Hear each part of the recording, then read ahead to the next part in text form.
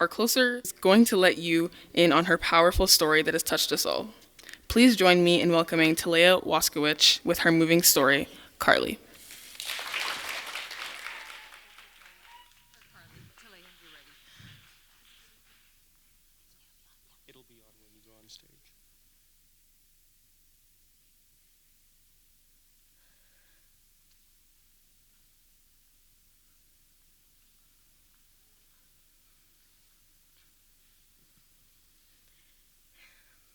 I only remember two things from my first day of grade 1.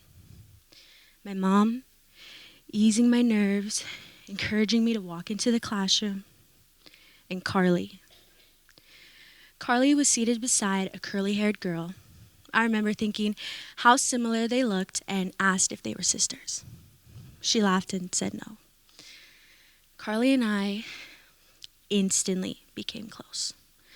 The kind of close where you're always together without even planning it. We practically never missed each other's birthday, and during elementary school, we would pretend that I took the wrong bus home after girl power just so we could convince our parents to let us sleep over. Life got busy. I moved around a lot. And after about a year with absolutely no contact, I saw that she had added me. After some frantic texting, we planned a sleepover for my upcoming birthday. We reconnected, and it was like no time had passed. That was just the kind of friendship we had. No matter what, we always found our way back.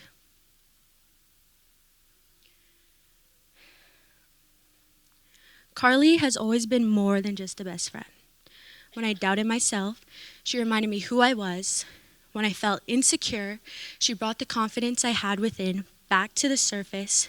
And when things were hard, she reminded me that what I was feeling wasn't going to last forever.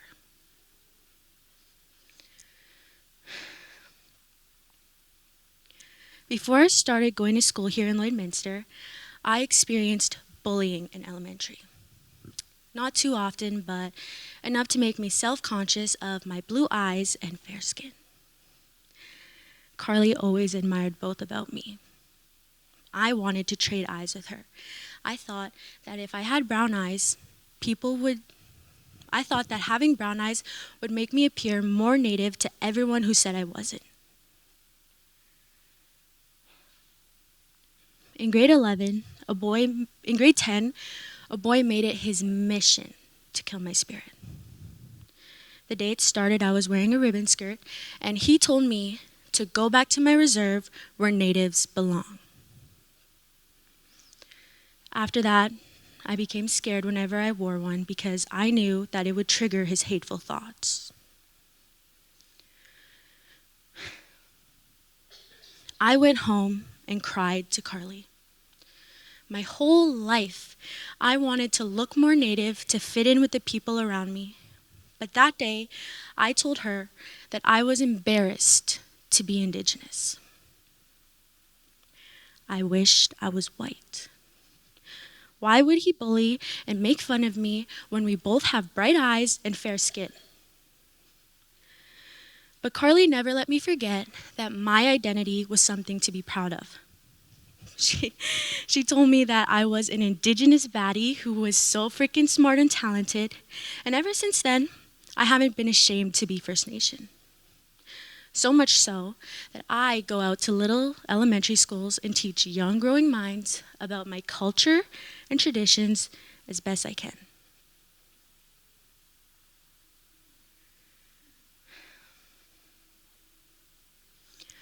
Throughout our teenage years, there were times when Carly was in really dark places.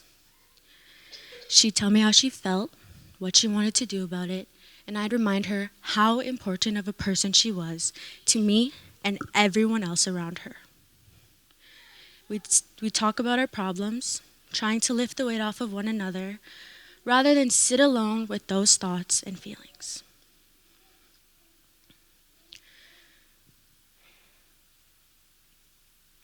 Snapchat brought my best friend back, and then it took her away. One afternoon, while going through my stories, I stumbled across her older sisters. The caption read, "Why, my sister, why?" followed by pictures of Carly. Confused and slightly scared, I called to ask what happened. Carly had passed away. That call shattered my world. Frantically, I searched my room, repeating, "Where is she?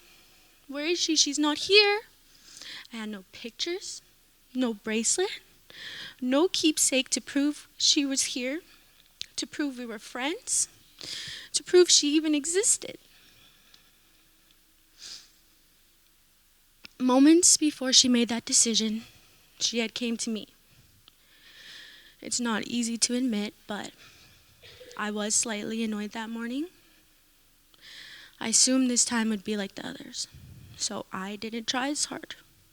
I told her permanent decisions to temporary feelings were never worth it. I told her to wait. Wait till after finals. 2 days.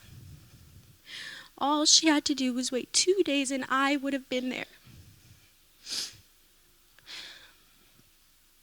The grief became unbearable. I was angry with myself. I felt so alone and it was all my fault. I couldn't accept that I was the reason she wasn't right here, right now. I don't remember the rest of grade 10. In grade 11, after attendance, I'd leave saying I had an appointment. It looked as if I was there the whole day.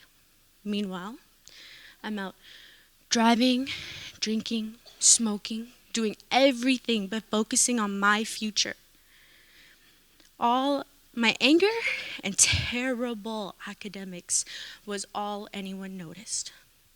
They saw the version of me that didn't care about succeeding.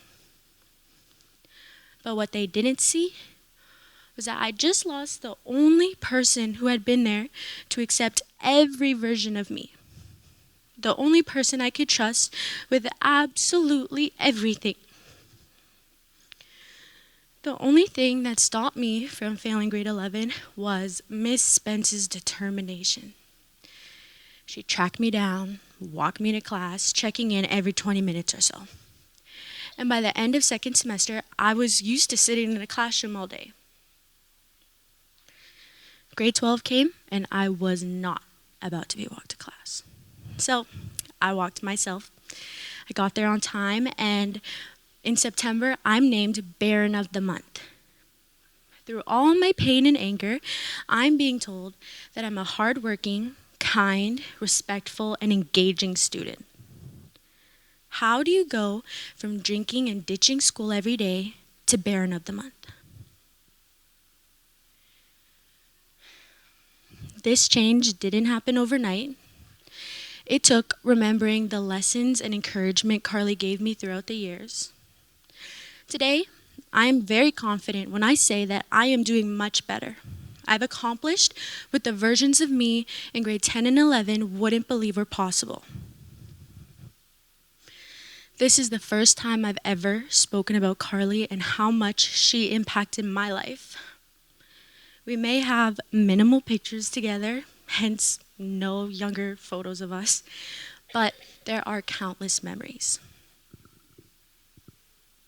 I feel guilty for not speaking about her after she passed, but now I can genuinely talk about her and our friendship forever.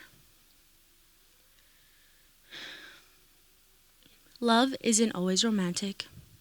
Sometimes it looks like Carly.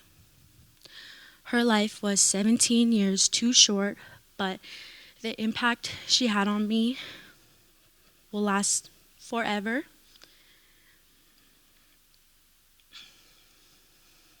Healing isn't just about finding my spark. It's about carrying a piece of Carly forward with me in everything that I do. I will always be grateful for Carly.